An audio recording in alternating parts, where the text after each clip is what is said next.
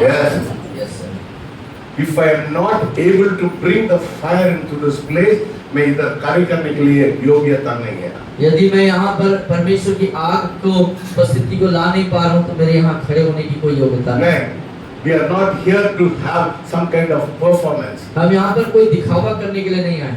Say, I want to have an encounter with God. बोलिए मुझे परमेश्वर से मुलाकात करना है, Yes. आमना सामना करना है.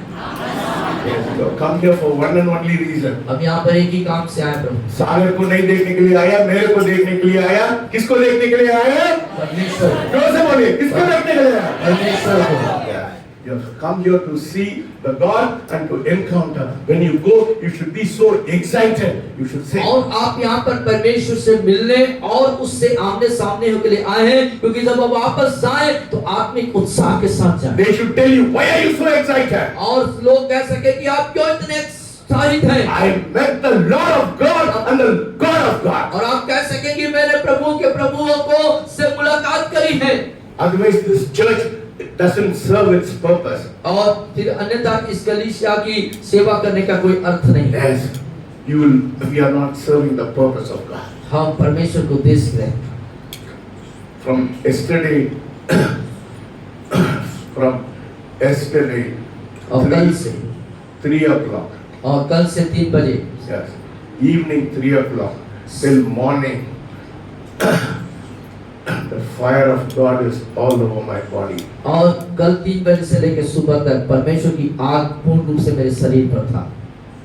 शरीर पर है, अभी भी है. शरीर पर है. The fire of God is on my whole. Sometimes I feel even very hard to stand.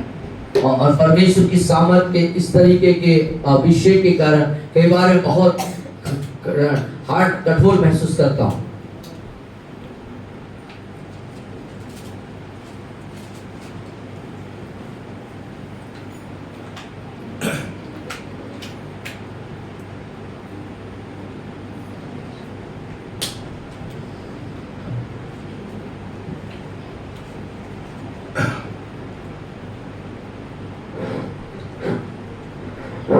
Hallelujah.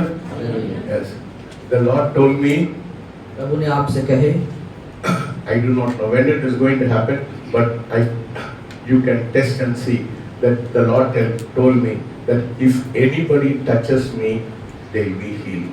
और ये कब होगा मुझे नहीं मालूम, लेकिन प्रभु ने मुझसे इस बात को कहा है कि जो व्यक्ति मुझे छुएगा वो चंगा हो जाएगा. Hallelujah. हालेलुया. चंगा होना चाहिए. चंगा होना चाहिए.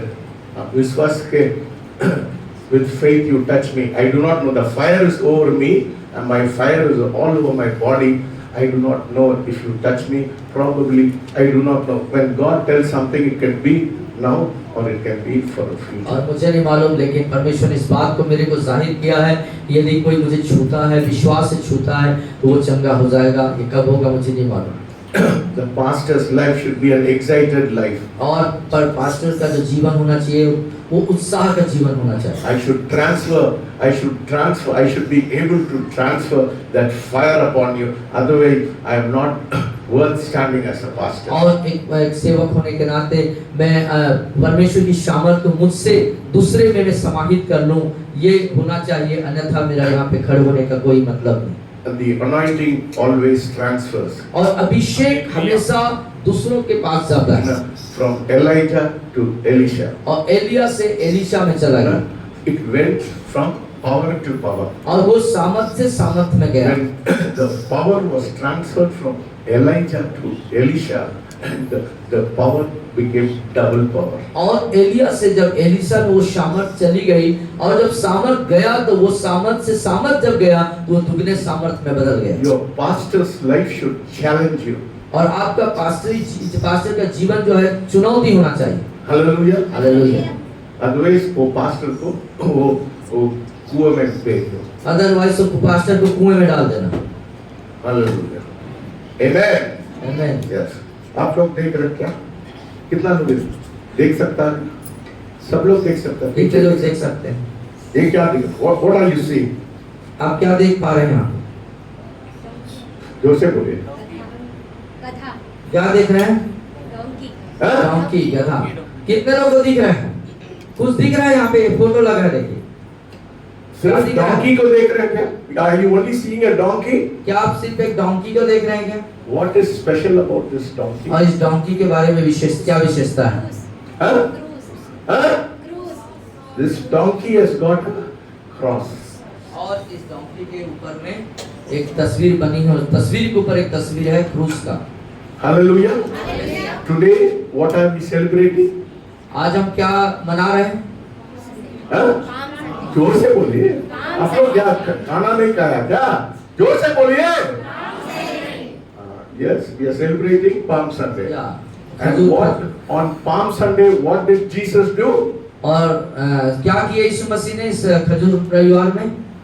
He was riding on a donkey. और वो जो है यीशु मसीह जो है एक गधे पे सवार हुए थे। Why did Jesus was riding on a donkey? क्यों यीशु मसीह एक गधे पर सवार हुए थे? Jesus was riding on a donkey to fulfill the prophecy written in Zechariah and in Daniel. और दानियल और जकरिया की किताब में जो भविष्यवाणी लिखी गई है उसे पूरा करने के लिए यीशु मसीह जो है गधे पर सवार हुए। But also there is something very powerful. There is लेकिन also साथ ही और कुछ सामर्थवान है in the fact that Jesus came riding on a donkey. और ये सत्य कि यीशु मसीह जो है गधे पर सवार होकर आए। Because donkey is the only animal in the whole world. और क्योंकि गधा ही एक ऐसा जानवर है संपूर्ण विश्व में that has got a cross on it. जिसके शरीर पर आप देखेंगे ऊपर तो ऐसा क्रूस का निशान बना रहेगा।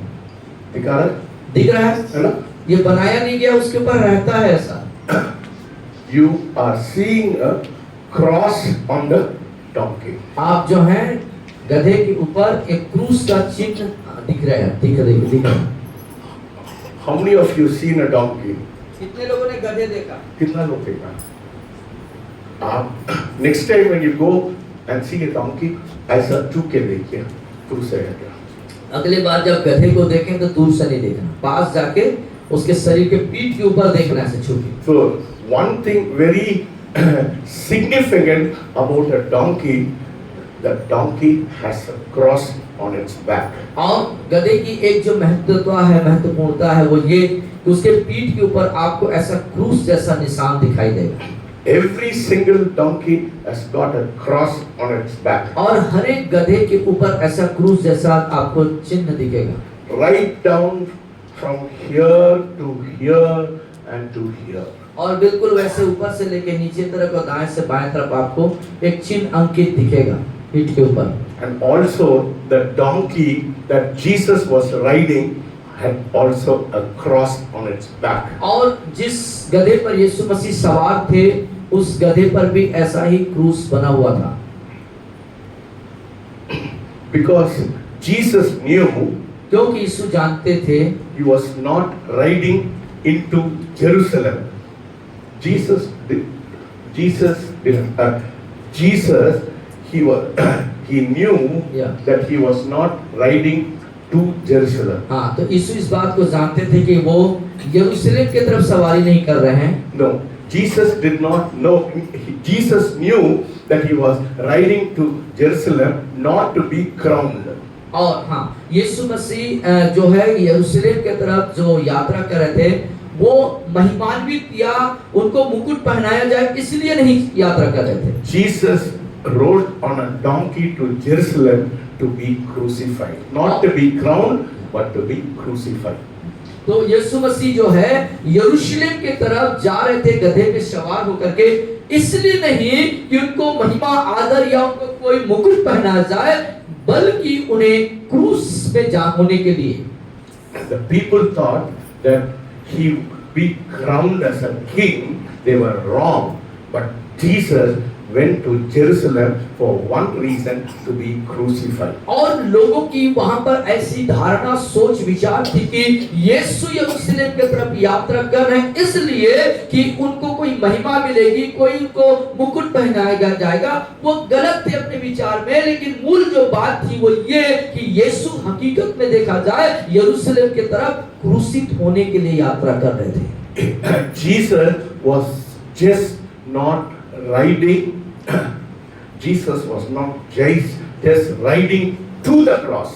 और यीशु सिर्फ क्रूस की तरफ भी यात्रा नहीं कर रहे थे, Jesus was riding on the cross. बल्कि यीशु क्रूस पर सवार होके जा रहे थे। Hallelujah. हालेलुया। भरा कह दो। Say, Jesus did not go riding to the cross. या यीशु क्रूस की तरफ यात्रा नहीं कर रहे थे। बोलिए, बोलिए, यीशु क्रूस की तरफ यात्रा नहीं कर रहे थे, बल्कि यीशु क्रूस पर सवार होके यात्रा कर रहे थे। समझ रहे? He was not going to the cross, he was riding on the cross. और आप समझ रहे हैं, यीशु क्रूस की तरफ नहीं जा रहे थे, बल्कि क्रूस में होकर के जा रहे थे, क्रूस पर होके जा रहे थे। And when they cried, Hosanna, Hosanna, Hosanna, और जब वो होशाना होशाना करके नारे लगा रहे थे, you know, what is the meaning of Hosanna? आप मालूम है होशाना का मतलब क्या है? Save us, Lord, save us, Lord. प्रभु हमें बचाइए, प्रभु हमें बचाइए। And when Jesus was riding to Jerusalem, he did the same thing to save them, not from the Roman Empire, but from their sin. और यीशु मसीह जब यरूशलेम की तरफ अपनी यात्रा को कर रहे थे, तो वही काम कर रहे थे जो वो नारा लगा रहे थे, उनको रोमी सरकार से बचाने के लिए नहीं, परंतु पाप से बचाने के लिए। Hallelujah. Hallelujah. When Jesus was riding from Mount of Olives, और जैतून के पर्वत से जब यीशु जा रहे थे, what were they doing? Today we saw the children, you know, the skit, they were placing all kinds of palms there. और क्या होता है, यरूशलेम जब यीशु मसीह जब जैतून पर्वत से यरूशलेम की तरफ अपनी यात्रा कर रहे थे, जैसे कि अभी थोड़ी देर पहले हमने स्ट्रीट में बच्चों के द्वारा देखा कि लोग क्या कर रहे थे, पत्तियों को, खजूर की डालियों को, पेड़ों की डाली पत्तियों को वो उसके मार्ग पर बिछा रहे थे। They did it for a reason. और उन्होंने एक कारण से उसको किया था, Because at that time they were under the rule of the Roman Empire, which was oppressing them. और उस समय में जो वहां की जनता थी वो रोमी साम्राज्य, रोमी सरकार के अंदर में थे, जो उनको बहुत प्रताड़ित किया करते थे। And they were oppressed by the Roman Empire. They wanted deliverance. और उन रोमी सरकार के दबाव में होने के कारण से उस वक्त वो एक छुटकारा को चाहते थे। But when Jesus came on the scene, they thought if he becomes the king, he will free us from the Roman Empire. और यीशु मसीह जब उस गधे पे सवार उस जगह में आते हैं, तो उनको वो नजारा ऐसा महसूस होता, ऐसा दिखता है कि ये एक राजा है और अभी इसी वक्त हमें रोमी साम्राज्य से छुटकारा दे देगा। So when Jesus went to Jerusalem, तो जब यीशु मसीह यरूशलेम को गए, on the right side दाहिने की तरफ there was the army of the Roman Empire. और जो रोमी साम्राज्य की जो सेना थी वो दाहिने तरफ थी। So when they cried, Hosanna, Hosanna, Hosanna, save us Lord, Hosanna मतलब in Hebrew, save us Lord, save us Lord, when they were shouting, और जब वो इस तरीके से जोर शोर से नारे लगाते, चिल्ला रहे थे कि होसन्ना होसन्ना, जिसका इब्रानी भाषा में होशन्ना कहते हैं, जिसका अर्थ होता है हमें बचा लीजिए प्रभु। they thought Jesus will go to Jerusalem to capture the kingdom. और उन्होंने सोचा कि वो यरूशलेम जाएंगे और वहां के साम्राज्य को अपने अधिकार में ले लेंगे। But when he went inside, लेकिन वो दूसरे तरफ गए, they got disappointed. वो बहुत लोग निराश हो गए। Instead of going to the right, वो दाहिने तरफ जाने के बजाय he went to the left, to वो the cross. बाएं तरफ चले गए, To the cross. क्रूस की तरफ चले He गए। said, My deliverance is not from the physical kingdom, but from a spiritual और kingdom. उसने कहा कि मेरा जो छुटकारा है वो शारीरिक अवस्था की छुटकारा नहीं परंतु आत्मिक छुटकारा है। Jesus said, I have not come for a physical deliverance, I have come for a spiritual deliverance. और यीशु मसीह कहा कि मैं शारीरिक रूप से छुटकारा देने के लिए नहीं परंतु आत्मिक रीति से छुटकारा देने के लिए आया हूँ। Let us close our eyes. आइए अपने आंखों को बंद करें। Heavenly Father, as we look into your holy word, खुदा बाप जैसे कि हम आपके वचन में देखते हैं, speak to us this morning. आज की सुबह हमसे बातें कीजिए। In Jesus' name I pray. यीशु के नाम से दुआ मांगते हैं। आमीन। Raise your hands. अपने हाथों को उठाएं, Tell God, कहें प्रभु से, Lord, प्रभु जी give me revelation knowledge. मुझे ज्ञान का प्रकाश दें प्रभु। Let me know होने दे प्रभु मैं जान पाऊं the significance of Jesus ride on the donkey to Jerusalem. यीशु मसीह का गधे पर सवार होकर के यरूशलेम की यात्रा करने की महत्वता को जान सकूं।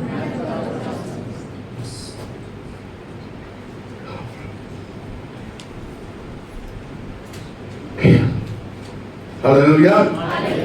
So we are going to see why Jesus rode to Jerusalem on a donkey. आइए हम देखेंगे क्यों यीशु मसीह उस जैतून के पहाड़ से यरूशलेम की यात्रा को किया। Sometimes it is very good to compare things with other things. और कई बार एक चीज को दूसरे चीजों के साथ में तुलना करना बहुत अच्छा होता है, Yes. सुंदर बात होती You है। know, in 1994 there was a mobile. और 1994 में एक मोबाइल हुआ करता था It was so big और वो बहुत बड़ा होता था and it used to cost about 1 lakh. और वो 1 लाख रुपए की उसकी कीमत थी And they could only talk from one place to the other. और एक स्थान से सिर्फ दूसरे स्थान तक सिर्फ बात कर सकते थे। And just compare to the mobile today. लेकिन उस मोबाइल को आज के मोबाइल के साथ यदि तुलना करें, We have so many functions today in the mobile. और आज के मोबाइल में इतने प्रकार के उसमें फंक्शन जो है कार्य दिए हुए हैं। You know, this mobile और मालूम ये जो मोबाइल है is the most dangerous, demonic distraction in people's life. और ये जो मोबाइल है मानव जीवन के लिए बहुत ही खतरनाक और शैतानिक रीति से सत्यानाश या बर्बादी कर देने का यंत्र है। A few years back, when TV came, that became the greatest distraction for people to turn away from God. और कुछ वर्ष पूर्व जब टेलीविजन आया था तब लोगों के जिंदगी के लिए वो बर्बादी का एक कारण बना था। But today, लेकिन आज the greatest weapon of Satan is giving people mobile in their hands. और शैतान का एक जो बहुत बड़ा औजार है मानव जीवन को नष्ट कर देने के लिए वो है mobile. Go to the village. आप गांव में जाइए, ऐसे ही करते हैं ना गांव वाले लोग, everybody, they don't have time for anything else. और किसी कार्य के लिए उनके पास वक्त नहीं है। Talk show comes, talk show, there is talk show in it, there is all kinds of nonsense, all kinds of gibberish on that cell phone, that people are becoming slave to cell phone. और उस mobile के अंदर में विभिन्न प्रकार के ऐसे अनावश्यक और अनावश्यक या घिनौनी या गलत चीजें हैं जिससे लोग उसके धीरे से गुलाम होते जा रहे हैं। They are distracted from the very main thing to focus on the living God. और लोगों को एक जिंदा परमेश्वर जिसके ऊपर लोगों को ध्यान रखना चाहिए, उन चीजों से उनका मन जो है भटक रहा है, वहां से हट रहा है। See, money is important. पैसे जरूरी हैं, Money should not be a God. लेकिन पैसा हमारा ईश्वर नहीं बनना चाहिए। Money should be a servant. और जो पैसा है वो आपके नियंत्रण में होना The चाहिए। same way, mobile should not be a God. और जो मोबाइल है वो आपका ईश्वर नहीं बनना चाहिए, It should be a servant. वो आपका गुलाम होना चाहिए, दास होना चाहिए। बूढ़ा हो भी हो, लड़का भी हो, 3 साल का लड़का भी हो, और किसी भी उम्र में चले जाएं, छोटे बालक को देख ले, जवान को देख ले, बुजुर्ग लोग, हर व्यक्ति मोबाइल का गुलाम हो चुका है। You know, see, you know, you should know the power of saying no. और आपको नहीं कहने की शक्ति, नहीं कहने की सामर्थ को जानना चाहिए। Everybody should know. You should have the power of saying no. और हर एक व्यक्ति को इस सच्चाई को जानना चाहिए। कौन सी सच्चाई? नहीं बोलने की शक्ति को जानना Yes, चाहिए। if it doesn't match with your doctrine or with your wishes, you should say no.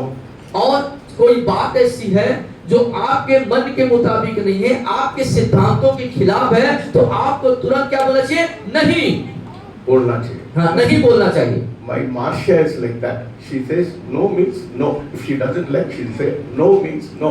और मार्सिया ऐसा करती है, जो चीज उनको पसंद नहीं है, जो चीज उनको ठीक नहीं लग रहा, उनके मन सिद्धांत के खिलाफ है, तो उसको नहीं बोलती है। Yeah, that should be your determination. और ये आपका संकल्प होना चाहिए। You know, this phone I have, you know, it cries for space. I need space in my phone. Space मतलब जगह चाहिए ना, जगह चाहिए। और इस जो मोबाइल है, इसमें भी जगह चाहिए। You know, I need space because you know if we have to record, if the space is full, I will not be able to record. और उसको जगह चाहिए और उसको जगह खाली करना पड़ता है। मैं जब इस सारे संदेश रिकॉर्ड होते हैं, उसके लिए स्थान चाहिए। So what happened to me is, you know, there's a very wonderful girl in not in Chhattisgarh, in Chandigarh. और चंडीगढ़ में एक अद्भुत, एक प्यारी सी लड़की है। You know, a lot of people, not only in Chandigarh, Yeah. many people, और बहुत सारे लोग, and she's once she sent money for the ministry. और सेवकाई के लिए उसने एक बार कुछ पैसे को भेजा। But what every day she does is she sends me 15 to 20 pictures in my WhatsApp. और आपके WhatsApp में 15 से 20 जो है फोटो वो भेजती हैं। Yeah. God blessing you, God helping you. और दुनिया भर के बाद she sends 15 pictures every day that fills my mobile. और वो क्या करती हैं कि प्रतिदिन 15 से 20 फोटो, प्रभु आपको आशीष दे रहा है, प्रभु आपको आशीष देगा, ऐसे बहुत सारे स्लोगन जो है वो भेजते रहती है, जिसके कारण से मोबाइल का जो जगह है, मेमोरी है, वो भर जाता है। Not only she, lot of people in Chennai and so many places, they send unnecessary things which I don't see. They send me, they think they are helping me. और बहुत सिर्फ वही लड़की नहीं, और जितने भी लोग जो सर से जुड़े, वो सब लोग यही काम करते हैं, अनावश्यक चीजों को प्रतिदिन भेजते रहते हैं, जिनको आप देखते भी नहीं है, और जगह मोबाइल का भर जाता है। Because I'm very conscious that I need space every day morning. मैं 15 मिनट 20 मिनट सबको डिलीट करने के लिए और प्रतिदिन सुबह आपको 15-20 मिनट सबको डिलीट करने के लिए समय लगाना पड़ता है। So this was happening for a long time. और ये लंबे समय से हो रहा है। See, if I tell her not to send, she'll be hurt. और यदि मैं कहता हूँ कि आप ऐसा मत भेजिए, तो उसको तकलीफ होगी। But मैं परेशान तो डेली हो रहा है। लेकिन डेली आप परेशान हो रहे हैं। This was my practical problem. ये आपका प्रतिदिन का अभ्यास वाला समस्या है। So I did not know what to do. How can I hurt that girl? With good intentions, she is sending 15 pictures every day. और उसको आप कैसे करके कह सकते हैं या मना कर सकते हैं, क्योंकि वो तो जो भेज रही है वो भले मन से, अच्छे मन से भेज रही है सारे संदेश। Then yesterday morning the Lord said, you should know the power of saying no. और परमेश्वर ने कल आपको इस बात को बताया, आपको जानना चाहिए, परमेश्वर ने कहा तुम्हें जानना चाहिए नहीं कहने की सामर्थ। बोलिए, आप लोग को क्या मालूम चाहिए? क्या मालूम होना चाहिए आप लोग को? है ना? नहीं बोलने की सामर्थ, शक्ति। है ना? कोई आपको कोई गाने के लिए देते ना, बोलना है, ये हम लोग मसीह लोग हम लोग नहीं कहते। You should say no. या कोई चीज अनावश्यक जो आपके विश्वास से आपके सिद्धांत से तुलना नहीं होता, मिलता नहीं है, खाने के लिए देते तो आप बोलना चाहिए नहीं मैं नहीं खाता हूँ, नहीं खाती हूँ, I am a Christian. मैं मसीह हूँ। So yesterday, with great reluctance, I told her, her name is I think Chandiya or something from Chandigarh. So I told, dear sister, please don't send me these pictures every day. It doesn't make any sense to me. Because it is only filling my space, and unnecessarily you are sending it to me because I don't read it, and it is only wasting my time and it is wasting my space.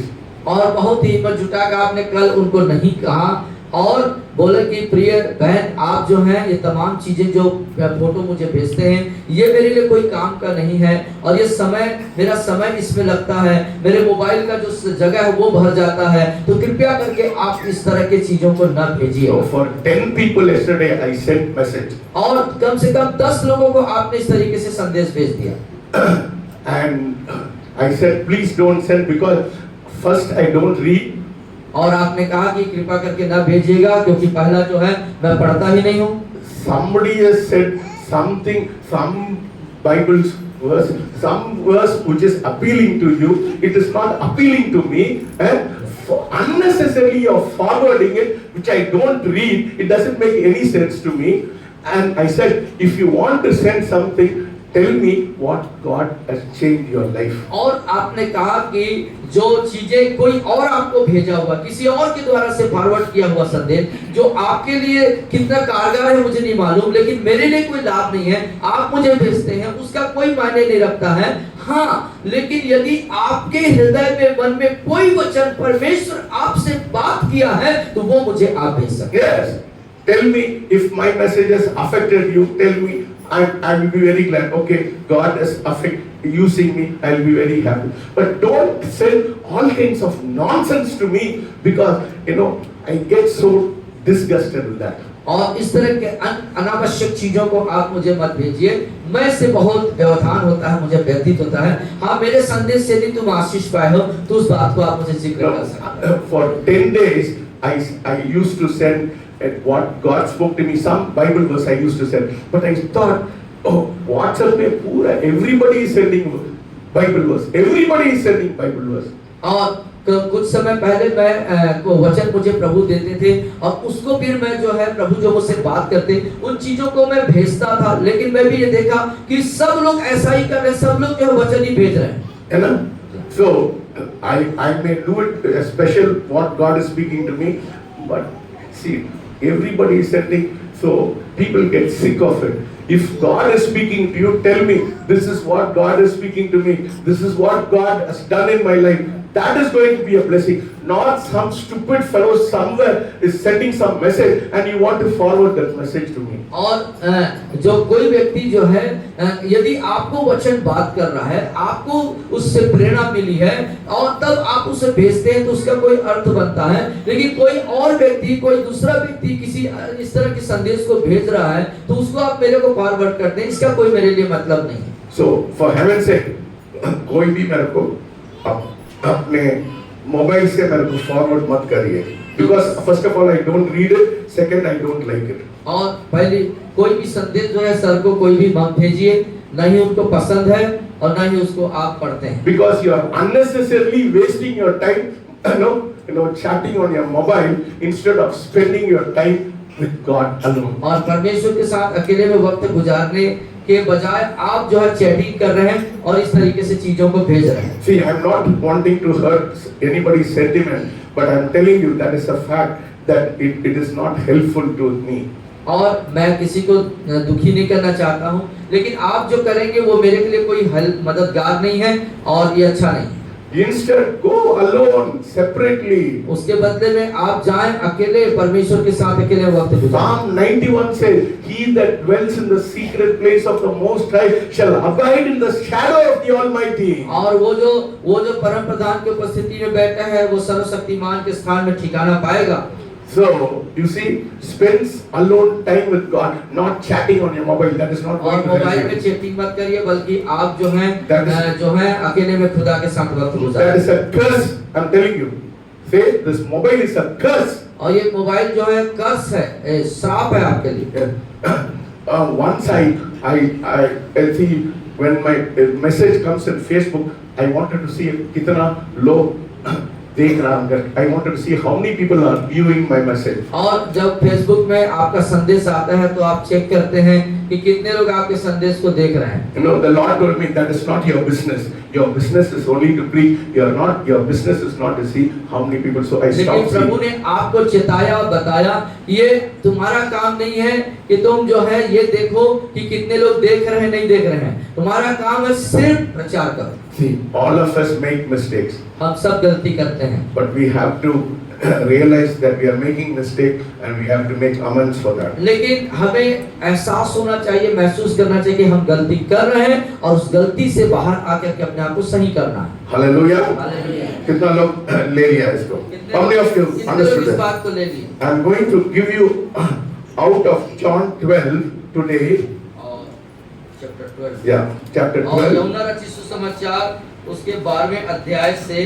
So let us read from chapter 12 from verses 12 to 19.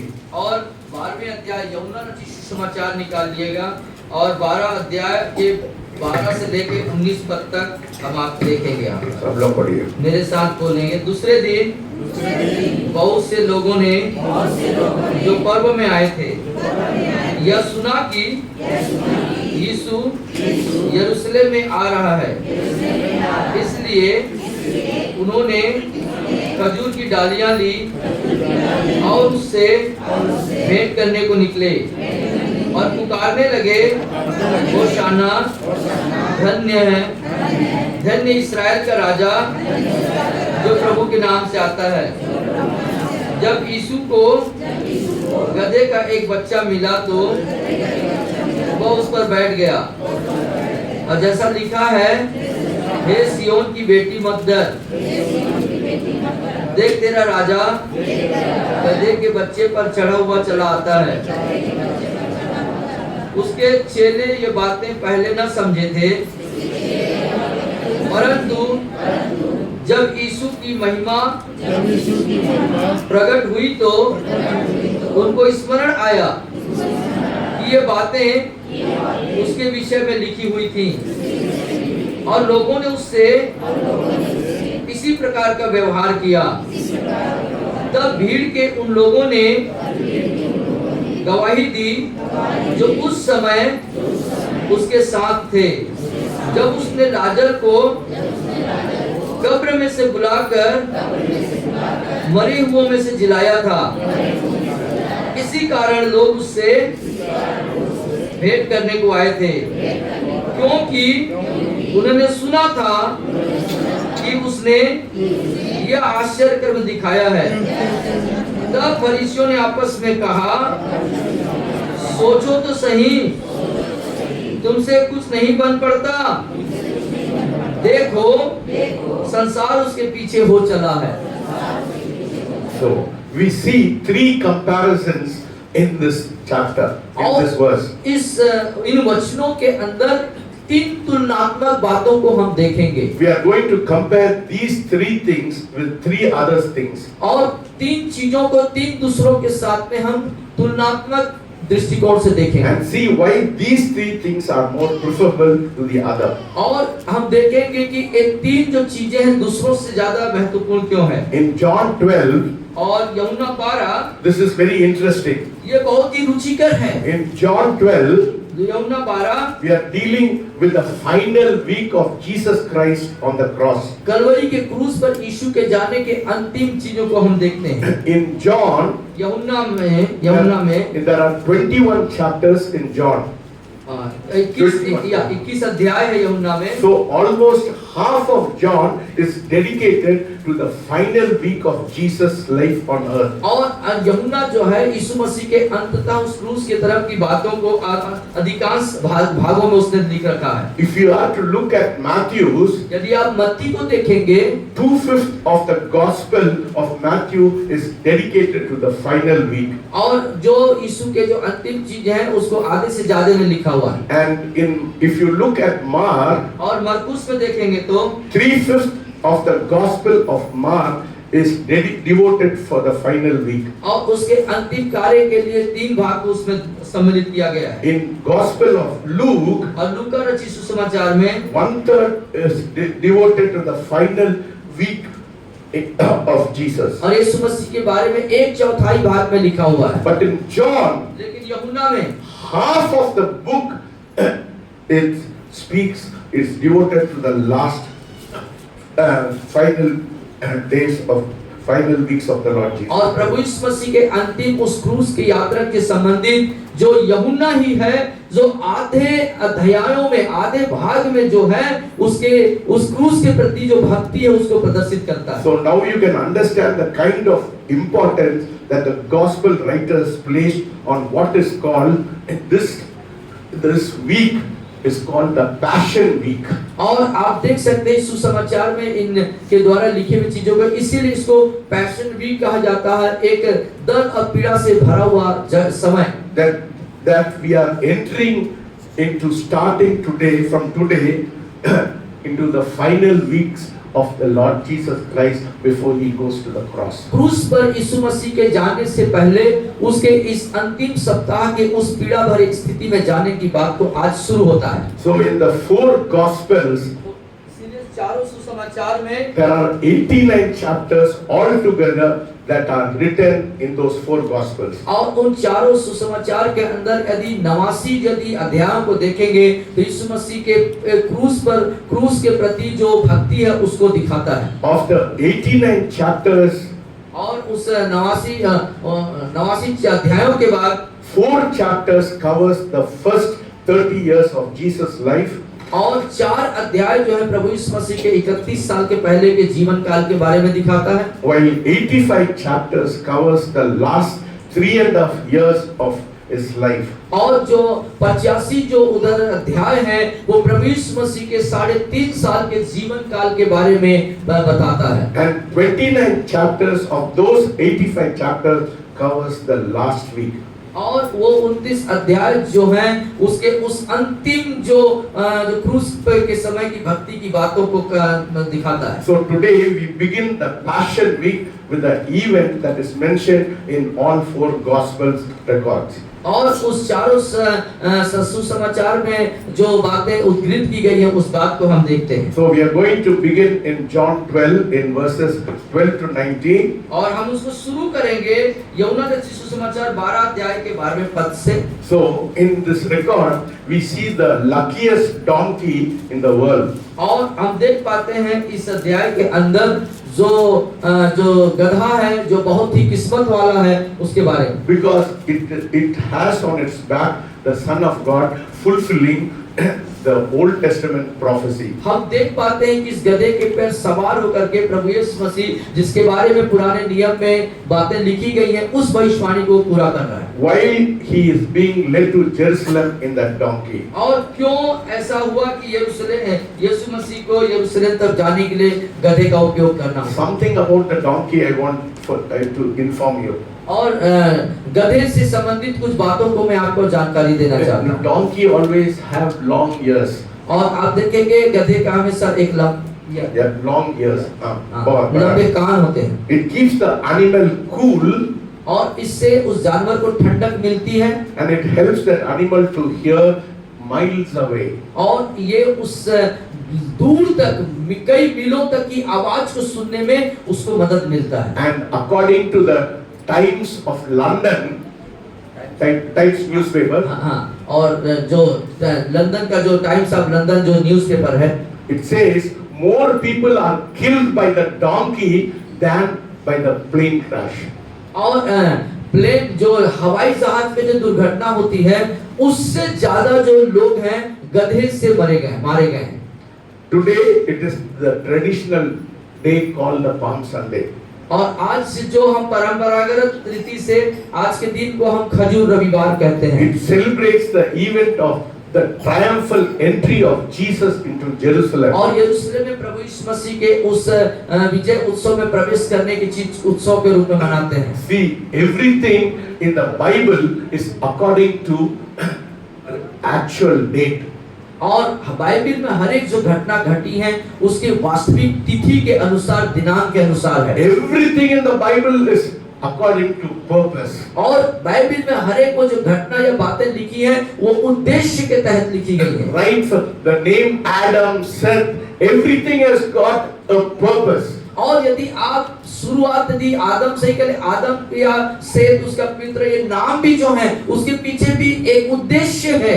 So we are celebrating the triumphal entry of Jesus into Jerusalem. और हम यहाँ पर यीशु मसीह के यरूशलेम में विजय के साथ प्रवेश को मनाते हैं। So according to the Jewish calendar, और यहूदी कैलेंडर के अनुसार it is the 10th day of Nisan.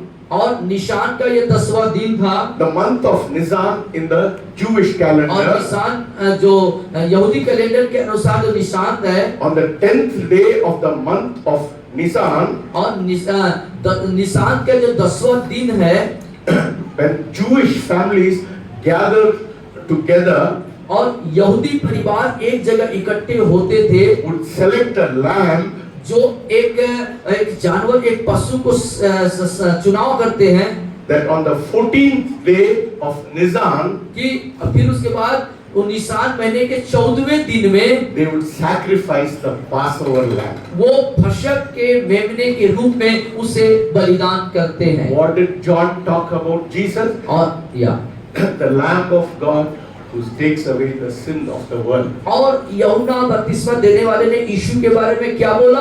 देखो वो मेमना है जो जगत के पापों को उठा ले जाता है। What is Passover? और They were celebrating, the Jewish people were celebrating in remembrance of their freedom from slavery. और यहूदी लोग इस फसह क्यों मनाते हैं? वो इस बात को याद करते हैं कि हम गुलामी से, दासता से आजादी में आ गए, छुटकारा हम पाए। इसको मनाने के लिए ये त्योहार मनाया जाता है। So they had the shadow, we have the substance. तो उनके पास उस त्योहार को मनाने के लिए एक परछाई है, लेकिन हमारे पास मूल तत्व है। So Jesus exactly this Passion Week, this is the time when the Jews celebrate Passover. So he is the Passover lamb. That is exactly, that is prophesied in Zechariah and in Daniel, that he will ride on a donkey, to be the Passover lamb, and I will go exactly on the 14th day, 10th day to 14th day when they celebrate the Passover. और हम देख पाते हैं कि वहां पर यहूदी लोग अपने फसह के त्योहार को कैसे मनाते हैं, एक मेमने को बलिदान करके। लेकिन एक हकीकत, एक वास्तविक सच्चाई यहाँ पर आती है कि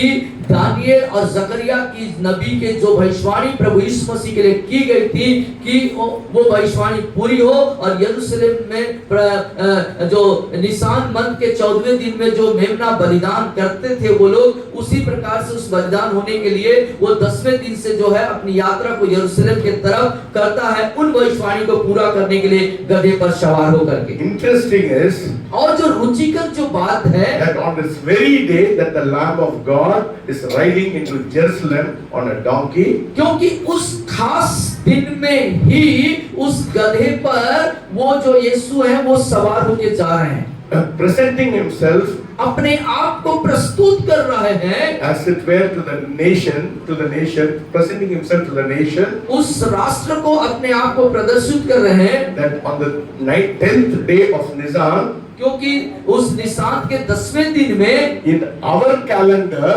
हमारे कैलेंडर के अनुसार it would be April the 6th on 32 AD. और 6 अप्रैल 32 AD है, 32 AD के अनुसार से होगा। So let us look at this verse again. आइए हम इन वचनों पर फिर से मनन करेंगे, देखेंगे। So let us discover something interesting about Jesus, about the donkey ride. और आज हम यहाँ पर इन वचनों के अंदर यीशु मसीह जो गधे पर सवार होकर यात्रा करें, उसमें कुछ खास चीजों को हम खोजने की कोशिश करें। See, one thing about Jesus was he was more appealing than the religious system of that time. और उस समय के जो धार्मिक जो परंपरा थी उसके द्वारा से वो बहुत अपील की गई। Yes, it was Jesus is more appealing then and he is appealing even today than all your religion. और तमाम Jesus was more appealing at that time than the tradition and also is more appealing today than our religion. और उस समय के धार्मिक अनुसंता या उस समय के धार्मिक परंपरा के मुताबिक यीशु बहुत ज्यादा जो अपीलिंग थे, बहुत ज्यादा महत्वपूर्ण थे। आज भी वही चीजें हमारे लिए होता है कि आज की जो धार्मिक वातावरण है, आज की जो परंपराएं सिद्धांत हैं, उसके मद्देनजर में यीशु बहुत महत्वपूर्ण मायने रखते हैं। It was like that then, it is even today. और जैसा उस समय था यीशु महत्वपूर्ण थे उन धार्मिक परंपराओं के से ऊपर उठ करके, वैसा ही आज भी तमाम धार्मिक परंपरा रीति रिवाज सबके मध्य में यीशु उतना ही महत्वपूर्ण मायने रखते हैं। John 12:12 क्या read 12:12 12:12 को हम देखेंगे, यूहन्ना 12:12 को। दूसरे दिन बहुत से लोगों ने जो पर्व में आए थे यह सुना कि यीशु यरूशलेम में आ रहा है। So you see the whole crowd, they were sick of the religious system, so they were following the Lord Jesus Christ. अब देख पाते हैं ये जो संपूर्ण समाज है और अपने धर्म के मुताबिक बीमारी की अवस्था में है और वो यीशु को अनुसरण करना चाह रहे हैं। It is a crowd of religious people. और ये जो भीड़ है, ये जो जनता है, ये कौन है? ये धर्म में चलने वाले लोग। Because this is a time in Jerusalem for the festival, Jewish festival. और ये वो समय था जिस समय में यहाँ ये घटना घट रही है, वहाँ पर यहूदी धर्म के अनुसार त्योहार मनाने का समय है। This was the festival of Passover. और ये फसह के त्योहार को मनाने वाले थे। There are 3 mandatory festivals that every Jewish person required to be in Jerusalem. और यरूशलेम यहूदियों के लिए 3 प्रमुख त्योहार हुआ करते थे जिसे उन्हें यरूशलेम में मनाना होता था।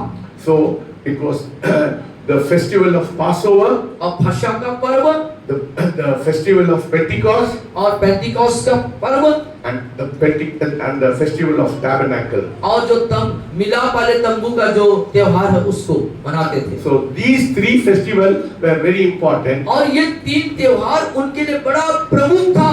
So it is very prophetic for Jesus to be there at the time of the festival of Passover. और फसह के पर्व के समय में यीशु मसीह का यरूशलेम में होना ये भविष्यवाणी को पूर्ण करने वाली बात थी। See, where people were disinterested with the tradition of the Pharisees and the Sadducees, even today people are disgusted with the traditional form of worship because there is no power in that.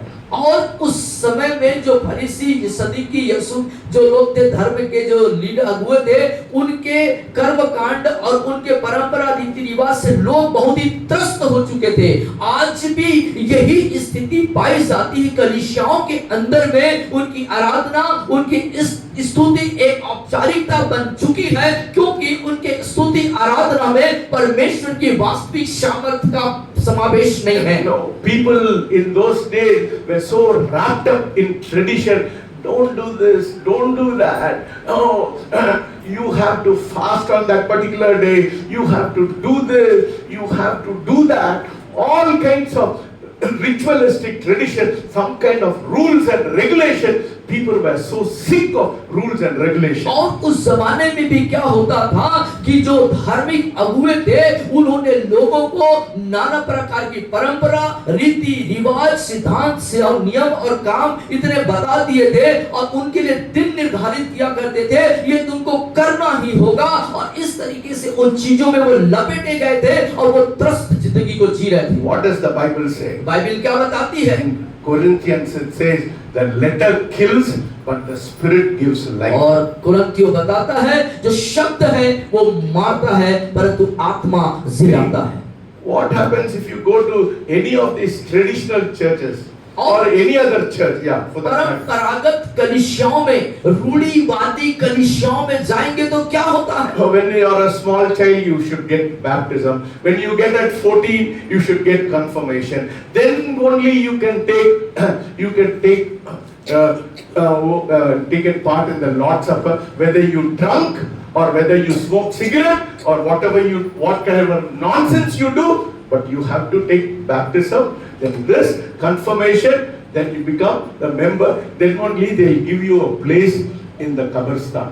और रूढ़िवादी परंपरावादी कलीसियाओं के अंदर क्या होता है कि छोटे बच्चों को बपतिस्मा दे देते हैं। उनका कहना था कि छोटा बच्चा उसको दे दीजिए बपतिस्मा, उसके बाद उनको 14-15 साल के बाद दृढ़ीकरण हो जाएगा। और इस तरीके से कुछ चीजों को उनके अंदर लादा जाता है और कहा जाता है, ये नहीं देखा जाता उस इंसान की आत्मिक जिंदगी की परिस्थिति क्या है। वो पीने वाला हो, वो सिगरेट पीने वाला हो या शराब पीने वाला हो, कोई भी कर्म कांड को करता होगा चलेगा। और उसको इन रूढ़िवादी चीजों को पालन करने से प्रभु भोज में सम्मिलित कर लिया जाता है, कलीसिया का मेंबर बना दिया जाता है, तब उनको विवाह या फिर कब्रिस्तान में स्थान दिया जाता है।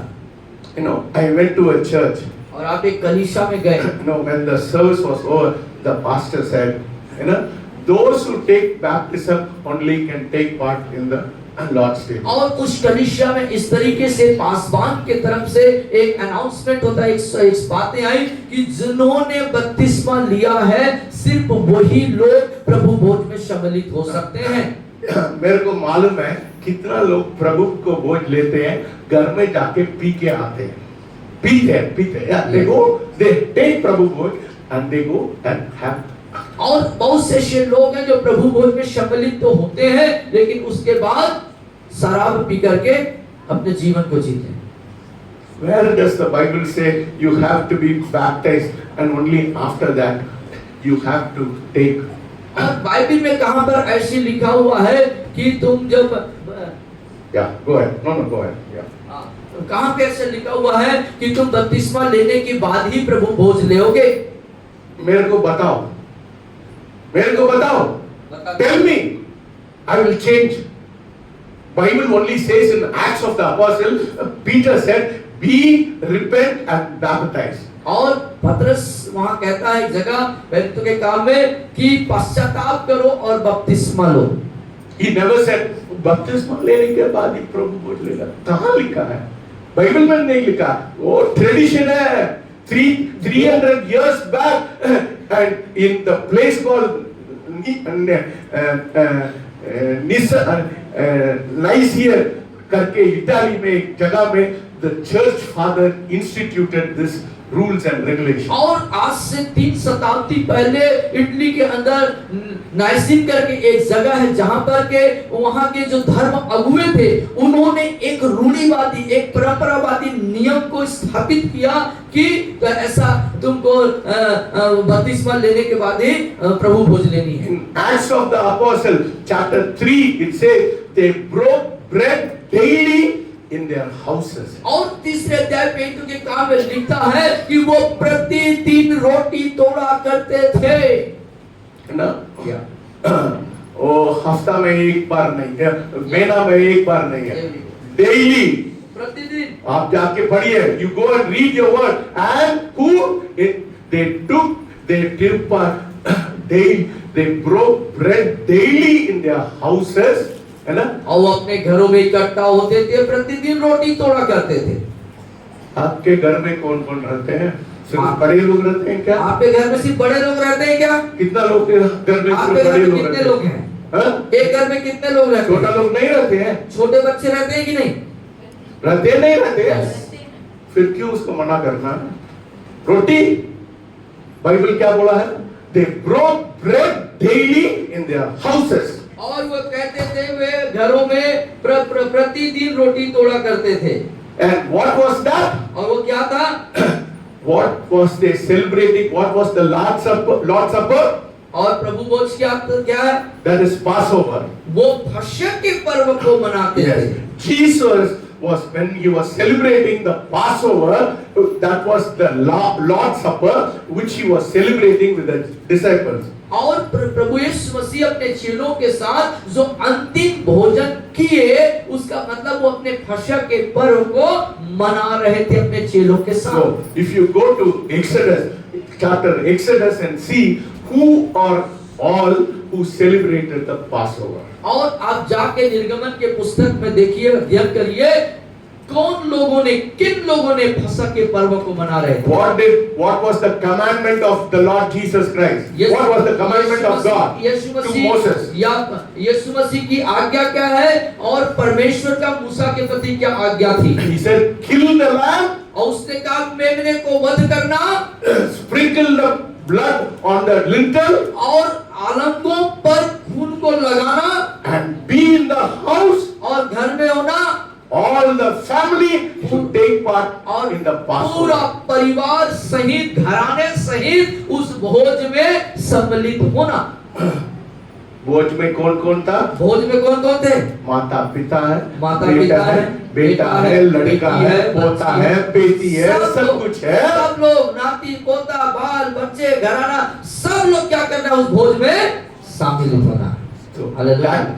why did God say that? क्यों परमेश्वर ने ऐसे घराने सहित सम्मिलित So- होने के लिए बोले? So what they were celebrating, what Jesus was celebrating, the Passover meal was meant for the whole family. और यीशु मसीह जो मना रहे थे, अर्थात फसह का पर्व, फसह का भोजन एक के लिए नहीं, पूरे घराने के लिए, पूरे परिवार के लिए तैयार किया गया था। So why? What was the reason?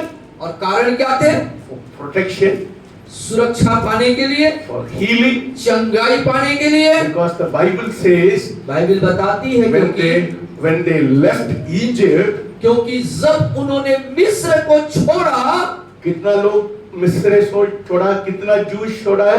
कितने लोग छोड़े मिस्र को? जितने यहूदी मिस्र को छोड़े 3 million Jews. और 3 मिलियन थे, मतलब 30 लाख के ऊपर। लगभग 30 लाख लोग। And the Bible says, if you go and read Psalm, there was not one feeble saint. और बाइबल बताती है कि उनमें से कोई एक भी बीमार नहीं हुआ, कोई भी। Hallelujah. किसके कारण? क्यों? किसके कारण?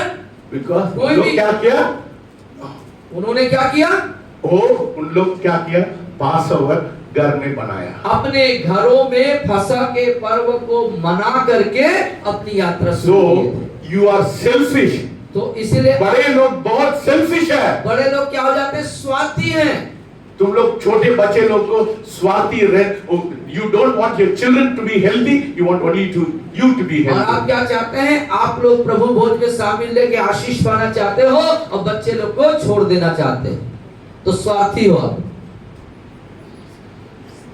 So इसलिए it is.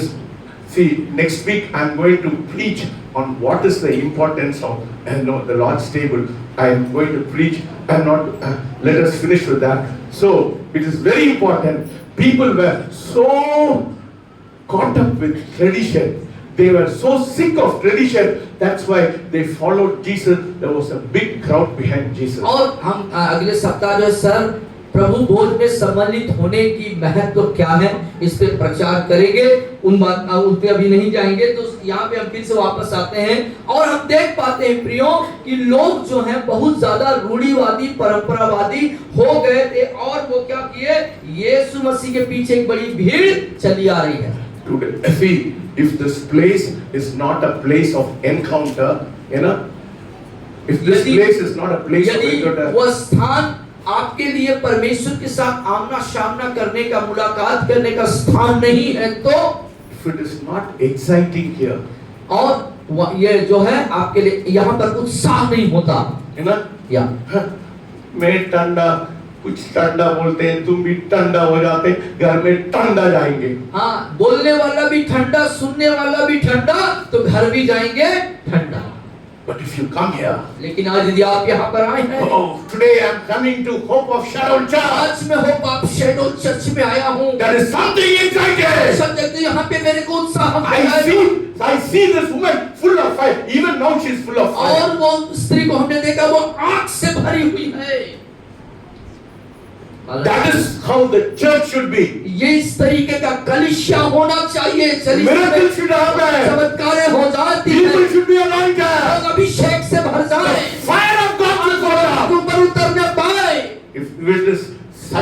church, then it is wonderful to come to such church. Otherwise, you यदि go इस to तरीके some का other church. कलीसिया यह है तो आपका आना आपके लिए सार्थक बनता है। I am not interested in some traditional church where you have to follow some rules and regulations. और किसी तरह की रूढ़िवादिता परंपरावादिता को आप अनुसरण के हमें पसंद नहीं है ऐसा। After 1 year, you will get sick of the rules and tradition. और इन रूढ़िवादी परंपराओं के कारण में 1 साल के बाद आप और ज्यादा बीमार हो जाएंगे। Then you will say, ये कलीसिया में जीवन नहीं है। और फिर आप बोलेंगे उस कलीसिया में कोई जिंदगी नहीं है। मैं मृत्यु वाला कलीसिया में नहीं जाना मृत्यु चाहता। वाले कलीसिया में नहीं जाना। I don't want to go to a dead और church एक कलीसिया जहाँ पे मृत्यु जैसा स्थान है वहाँ पे मैं जाना नहीं चाहता। full of tradition, full of rules and regulations. और नाना प्रकार के नियम और रूढ़िवादी और परंपरावादी से घिरे हुए हैं वो। What does the Bible say? Bible क्या बताती When है? the Son sets you free, you're free indeed. जब आप पुत्र आपको स्वतंत्र करता है तो आप सचमुच स्वतंत्र हो जाते हैं। बोलिए पीछे। मेरे पीछे बोलो, जब पुत्र स्वतंत्र करता है जब पुत्र स्वतंत्र करता है तो सचमुच तो सचमुच मैं स्वतंत्र हो जाता हूँ। मैं स्वतंत्र Yes. We are here to enjoy liberty and freedom. Freedom from sin, freedom from this world, freedom from all kind of bondage. और यहाँ पर हम प्रियो सब प्रकार के सांसारिक वातावरण पाप और शैतान की चीजों से आजाद होने के लिए हैं, स्वतंत्र होने के लिए हैं। So these people were celebrating the Passover for so many years. So they got so wrapped up in the religion, some of them got sick of it. और हम देख पाते हैं कि ये जो लोग थे, ये जो भीड़ थी, ये जो झुंड थी, वो पीढ़ी पीढ़ी से जो है परंपराओं को रूढ़िवादिता को पालन कर रहे थे और उसके कारण से वो उसे बंधे हुए थे और उसमें जो है वो एक बीमारी की अवस्था में पहुंच गए थे। Every year they took the same route to Jerusalem. और हर एक वर्ष जो है उसी चीजों को वो लेके चलते वहां पर। Frankly, the whole lot of people, this thing of celebrating Passover, Pentecost and Tabernacle became a kind of ritual. और देख पाते हैं कि वहां पर यरूशलेम में जो फसह का पर्व है या मिलाप वाले तंबू का पर्व है, ये सब जो त्योहार थे उनके लिए एक परंपरा और एक रिवाज बन चुका था। So they were clamoring for something new and Jesus was offering something new. और वो अपने जिंदगी में वहां पर जो है कुछ नए चीजों को देखना मांगते थे, कुछ नए चीजों के साथ हो जाए ऐसा वो चाहते थे, जहां पर यीशु मसीह अपने आप को प्रस्तुत करते हैं। What the religion was not offering, Jesus was offering something better. और धर्म के तहत जो चीजें उनको बेहतर नहीं मिल पा रहा था, उससे और बेहतर और अच्छा यीशु मसीह के द्वारा लोगों को वहां पे मिल पा रहा था। Two things were happening. दो बातें वहां पर हुई। One, the tradition became so sick. For years together, they were following the same tradition. And the second thing, they were oppressed by the Roman rule. और दो बातें उनके जिंदगियों के साथ हुई कि पीढ़ी पीढ़ी से वर्षों से उनके जिंदगियों के लिए ये रूढ़िवादिता, ये परंपरावादिता, ये नियम, ये सिद्धांत जो है उनके लिए नाशूर बन चुका था, दर्द बन चुका था। अब और दूसरा जो है, जो उस समय की रोमी साम्राज्य वहां पे शासन कर रहा था, वो भी उनको दबाव में रखा हुआ था। So the religion was dead. और जो धर्म है वहां पर मृत हो चुका था।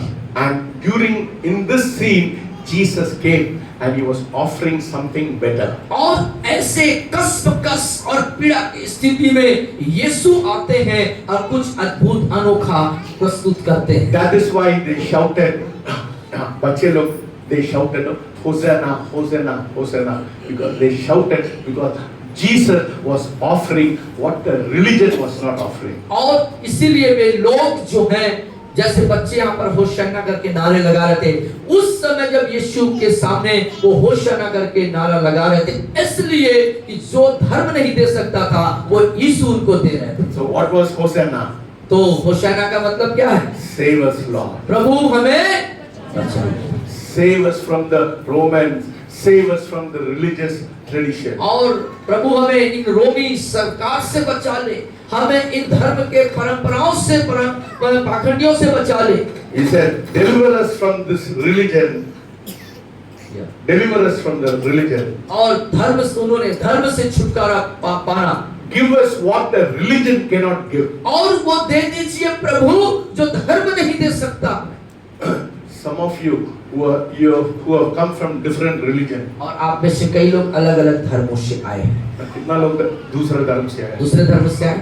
हाथ उठाइए। हाथ उठाइए। है ना? या वो धर्म क्या बोलता है ना? तुम नीचे लोग हैं, कुछ लोग ऊपर है। उन लोग ये मंदिर के अंदर नहीं जा सकता, छूआछूत है ना? आपका धर्म आपको क्या सिखाया कि आप नीचे जाति के हो, आप मंदिर के अंदर नहीं जा सकते हो, आप निम्न श्रेणी के लोग हो। ये नहीं खा सकता है, वो नहीं खा सकता, बुधवार नहीं कर सकता, शनिवार नहीं कर सकता, शुक्रवार नहीं कर सकता। कुछ चीजों को बुधवार नहीं करना है, कभी शनिवार नहीं करना है, कभी मंगलवार नहीं करना है। ऐसे आपको रात में 6 बजे पैसा नहीं देना है, शनि आ जाएगा। हाँ, शाम को शनि क्या हंस रहा है? सच बात है ना? सच बात है ना? बोलते हैं ना लोग, यही बोलते हैं, मेरे को मालूम है, लोग बोलते हैं शनिवार के दिन पैसा नहीं देना, शनि अंदर आ जाएगा। और इस तरीके से आपके कितना लोग थक गया? कितने लोग थक गए इन चीजों कितना लोग थक गए? थके हैं कि नहीं? कितने लोग थक गए? ये बातें, ये कर्म जो है आपको थका दिया। 2-3 लोग थक गया, दूसरे लोग नहीं थके। वापस जाइए अपने धर्म के पास। आप लोग नहीं थक जाते, वापस जाओ, इधर मत आ जाना, फालतू इधर आ रहा है। तुम लोग नहीं थक जाते हैं, तुम लोग अच्छा रखते हैं। कोई बोलते हैं तुमको, हम लोग बड़े हैं छोटे, हम लोग छोटे छोटे छोटे रहेंगे, जीवन भर छोटे रहेंगे। और कोई यदि इस तरीके से कहता है और उसे आप ले लेते हैं तो आप छोटे ही रहेंगे।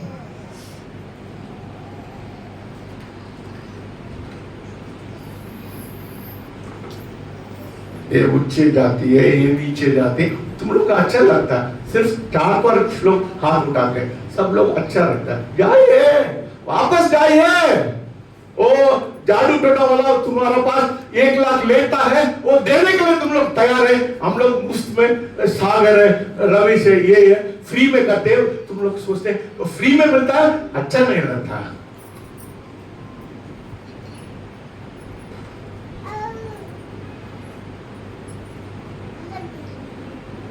You are not tired of your religion. और आप अपने धर्म से थके नहीं हैं। But here, Jesus was most appealing. How many of you think Jesus is more appealing than all the religions? सारे धर्मों से ऊपर महत्वपूर्ण खास यीशु मसीह है, कितने लोग विश्वास करते हैं? Hallelujah. Yes. Yes. I tell you, Jesus can offer something better than any other religion can offer you. और मैं इस बात को आपके सामने दावे से कह सकता हूं कि कोई भी धर्म से बढ़ करके उच्च स्तर का सर्वोत्तम श्रेष्ठ जो है वो यीशु मसीह आपको दे सकता है। Religion is stagnant. Stagnant मतलब वही जगह में रहता है। हाँ, जो धर्म है वो आपको एक ही जगह स्थिर रखता है। And it is stale, बदबू मारता है। वो वहीं पे रहता है, और जो चीज स्थिर रहता है उसमें बदबू आती है। Romans, Mark 12:37 speaks very nicely about the common people. Mark 12:37. मरकुस 12:37 निकाला, जो बहुत खास बताता है इसके बारे में।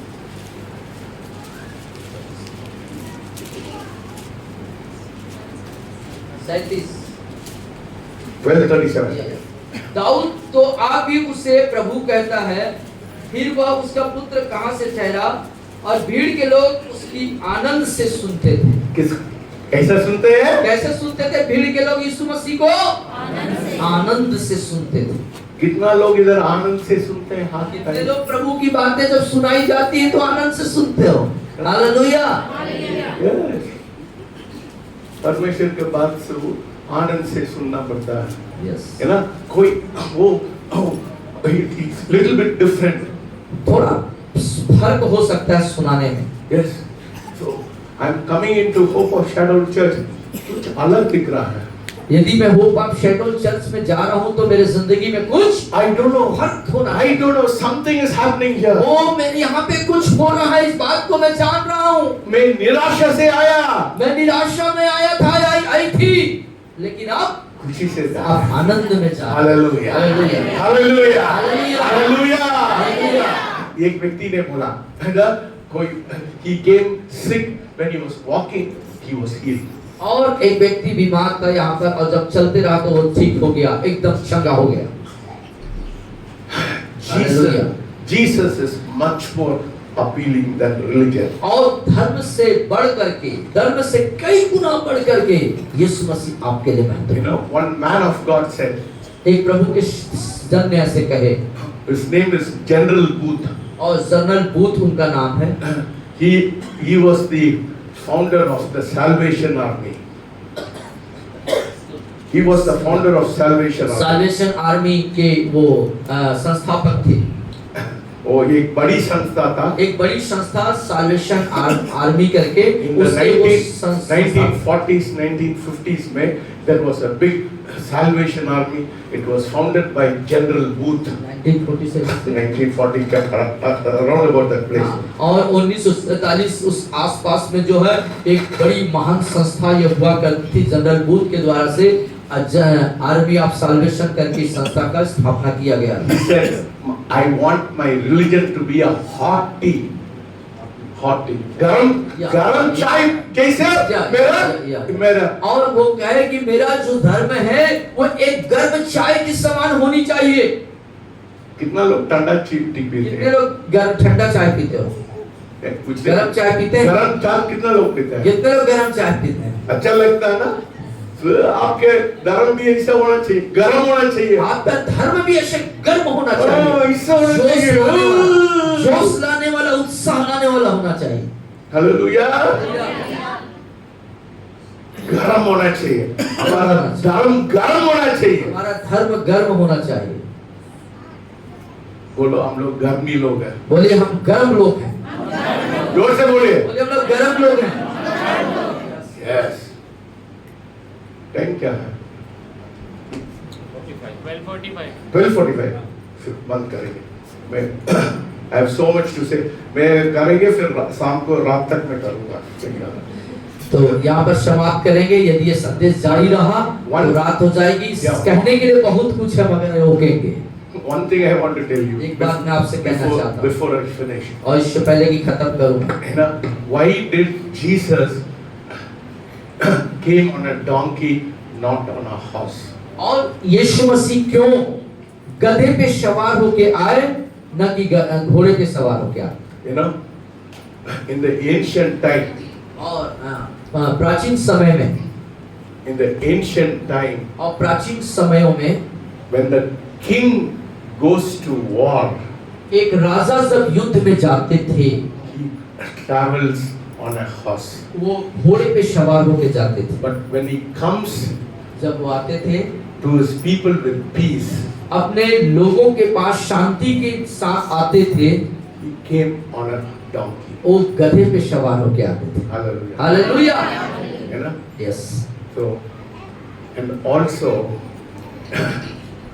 till the time when Jesus rode on the donkey, और वो समय तक जब यीशु गधे पे सवार होते, he did a lot of miracles. उन्होंने बहुत से चमत्कारों को किया।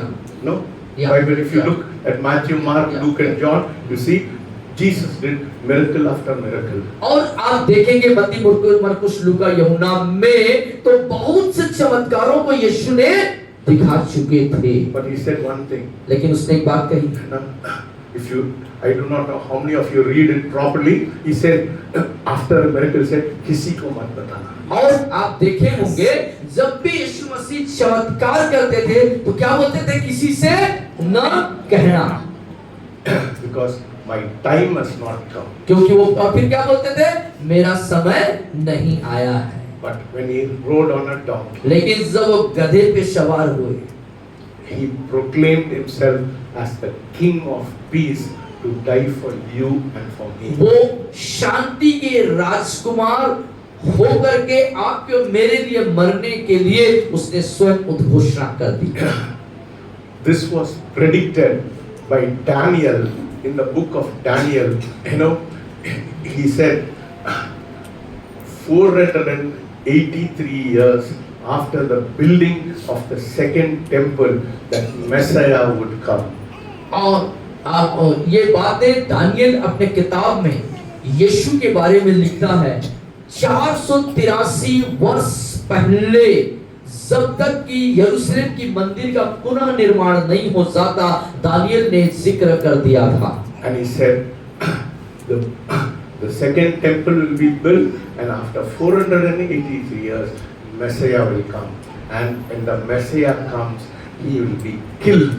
और उस 483 में जो है सेकंड दूसरी बार मंदिर का निर्माण होगा, और जो मसीहा आएगा वो मसीहा वध होने के लिए आएगा। So when Jesus came on the 10th day of Nisan, that is 6th of April of 32 AD, he was finally fulfilling the date at the exact time he came, and he proclaimed himself as the Prince of Peace, not as a Prince of War.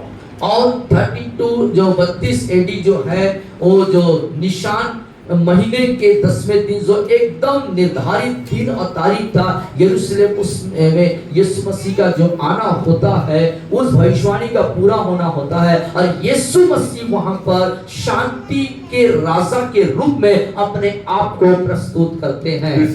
He came on the 10th day of the month of Nisan, and that is exactly the 6th April of our Roman calendar on 32 AD. और वो जो 32 AD में, और यीशु मसीह जो निशान महीने के 10वें दिन के उस खास दिन में उनका प्रवेश जो होना होता है, अप्रैल 6 तारीख का उस कैलेंडर को वो पूरा करता है। Yes, exactly. बिल्कुल वैसा ही, वही बिल्कुल। So when he came the first time, तो इसलिए वो जो प्रथम बार आए, he came on a donkey वो गधे पे सवार होके, as a Prince of Peace. वो शांति के राजकुमार बनके। But in Revelation, लेकिन प्रकाशित वाक्य में Jesus comes on a horse. और यीशु मसीह राजा के घोड़े पे आएंगे, He'll come for judgment. वो उस समय न्याय करने के लिए आएंगे। This is the time for you and for me to be saved. ये वो समय है आपके और मेरे लिए अपने आप को बचा लेने का। You can reject him now, आप उसे अभी तिरस्कृत कर सकते हो, but when he comes the second time, लेकिन जब वो दूसरी बार आएंगे, he will reject you. वो आपको तिरस्कृत कर देगा। You understand that? आप समझ रहे हैं? Today, he is coming to you as a Prince of Peace, dying for your sin. आज यीशु मसीह आपके पास आपके लिए मर करके, आपके लिए मरे हुए बलिदान के रूप में एक शांति के राजकुमार बन के आ रहे हैं। But when he comes the second time, लेकिन दूसरी बार जब यीशु मसीह आएंगे प्रियो, he'll come on a white horse. एक सफेद घोड़े पे सवार होके आएंगे। That is in Revelation. वो प्रकाशित वाक्य में लिखा हुआ है। And when he comes, he'll come as a judge. जिस समय वो एक न्यायी के रूप में आएंगे। I do not know how many of you, some of you God may reject you, some of you God may say, come in my faithful servant. हो सकता है, हमें नहीं मालूम आप में से क्या होगा। हो सकता है आप में से कुछ लोगों को बोले कि मैं तुम्हें नहीं जानता, रिजेक्ट कर देगा, और हो सकता है आप में से कईयों को वो बोलेगा मैं तुम्हें जानता। Say, first time, बोलिए पहली बार Jesus will come as a Prince of Peace. यीशु शांति के राजकुमार के रूप में आते हैं। But when he comes the second time, लेकिन जब वो दूसरी बार आएंगे, he'll come on a white horse, वो एक सफेद घोड़े पे आएंगे, not as a Prince of Peace, शांति का राजकुमार होके नहीं, but a judge. परंतु न्यायी बन के आएंगे। खड़े हो जाए। खड़े हो जाइए अपने स्थान बोलिए, पर। बोलिए परमेश्वर, बोलिए परमेश्वर, मैं आपको नहीं ग्रहण किया, आज ग्रहण करना चाहता हूं। मैं आपको अभी तक ग्रहण नहीं किया, प्रभु यीशु आज मैं आपको उद्धारकर्ता ग्रहण करता हूँ। Tell God, tell God. बोलिए मेरे पीछे, प्रभु आप अभी तक आपको मैंने ग्रहण नहीं किया, लेकिन ये आज आपको मैं अपना उद्धारकर्ता, अपना मुक्तिदाता ग्रहण करता हूँ। मेरे धन, मेरे मन, मेरे जीवन, मेरे दौलत, मेरे परिवार, बोलिए पर बोलिए मेरा धन, मेरा मन, मेरा जीवन, मेरा धन संपत्ति, मेरी इच्छाएं, मेरी अभिलाषाएं, सब कुछ आपका है प्रभु। बोलिए सब कुछ देता, सब कुछ देता हूँ। सब। झूठ झूठ मत बोलिए, आप झूठ नहीं मत देते, बोलिए। आप नहीं लोग नहीं देते ये गाना मत गाइए। आप नहीं दे पा रहे हैं, आप मत दीजिए, लेकिन झूठ मत बोलिएगा। Yes, tell God, मैं सब कुछ देता हूँ। हालेलुया। हाथ उठा के बोलिए, हाथ उठा के सब लोग सब मैं देता हूँ, सब मैं देता हूँ, सब मैं देता हूँ, सब मैं देता हूँ, तुझको मुबारक मुझी सब कुछ देता हूँ, तो सब लोग।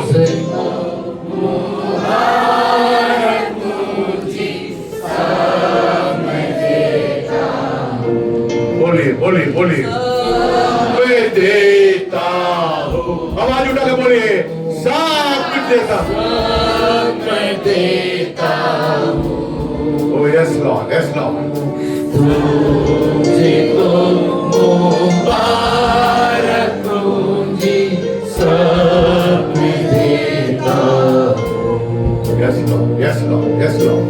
यीशु को मैं सब कुछ देता, सब कुछ करता हूँ कुर्बान, यीशु को मैं सब कुछ देता, सब कुछ करता हूँ कुर्बान, जीऊंगा मैं रोज मसीह में, उस पर रखूंगा ईमान, सब मैं देता हूँ, आवाज उठा के बोलिए, सब मैं देता हूँ, Glory, yes Lord, सब मैं देता हूँ, yes Lord. सब मैं देता हूँ, Jesus. तुझको मुबारक मुझी सब कुछ देता हूँ, तुझको मुबारक मुझी सब कुछ देता हूँ। Heavenly Father, we come before you, humbling ourselves before you, Lord. स्वर्गीय पिता परमेश्वर, अपने आप को नम्र दीन करते हुए हम आपके सम्मुख आते हैं। Unworthy as I am, Lord, ओ पिता, हम अयोग्यता के साथ आते हैं, I am not worthy to preach your word. आपके वचन को प्रचार करने के योग्य नहीं हो गए। If you do not come in the midst of us, यदि आप हमारे बीच में नहीं है प्रभु, no point in standing in this place. स्थान पर खड़े होने का कोई मतलब नहीं है। Lord, let us have an encounter with you. बोले पिता, आपके साथ मेरी आमना सामना मुलाकात हो Let us not be like any other traditional church, Lord. और हम किसी दूसरे परंपरा रूढ़िवादी कलीसिया के समान होना नहीं चाहते। Make us being excited about our Jesus, हम अपने यीशु के प्रति हर समय उत्साहित रहने के लिए सहायता करें, giving everything to you, Lord. आपको सब कुछ देते हुए प्रभु, Our ambition, हमारी अभिलाषाएं, our desire, हमारी इच्छाएं, our plan, हमारी योजनाएं, everything, Lord. सब कुछ प्रभु We want to commit to you. हम आपके सम्मुख आते हैं। Take it, Lord. इसे ले लीजिए प्रभु। Yes, Lord. Make us worthy to be your children of us. ओ पिता, अपने बच्चों को अपने योग्य बना लीजिए प्रभु, Because the price you paid for us on the cross of क्योंकि Calvary कलवरी के क्रूस पर जो मूल्य आपने चुकाया है, cannot be compared with whatever we give you. जो कुछ हम आपको देते हैं उससे हम कदापि तुलना नहीं कर सकते प्रभु। Your spoken to your children this morning. आज की सुबह आपने अपने बच्चों से बातें करी प्रभु। Let us not be wrapped up with religion, Lord. होने दे पिता हम धर्म में लपेटे न जाए प्रभु। Let us be free from the hands of religion. होने दे पिता सब प्रकार की रूढ़िवादिता और धर्म से हम आजाद हो जाए। Lord, let us come into a living relationship with होने you. दे पिता आपके साथ एक जिंदा रिश्ते के अंदर हम आ सके। If we have been running here and there, हम यहाँ वहाँ दौड़ रहे हैं प्रभु। if you are going after this place or that place, इस स्थान उस स्थान में भाग रहे हैं प्रभु तो Lord, you said, be still and know I am God. आपने कहा चुपचाप रहो देखो कि मैं यहोवा हूँ। Teach us to go to that secret place हमें सिखाइए कि हम गुप्त स्थान में आपसे मुलाकात करें and Lord, have an encounter with you. और होने दे पिता कि हम आपके साथ आमने सामने मिल सके। In Jesus' name I pray. यीशु मसीह के नाम से दुआ मांगता हूँ, सब कहेंगे आमीन। हम यूं ही खड़े रहेंगे और समय होगा कि अपने बीज को, अपने भेंटों को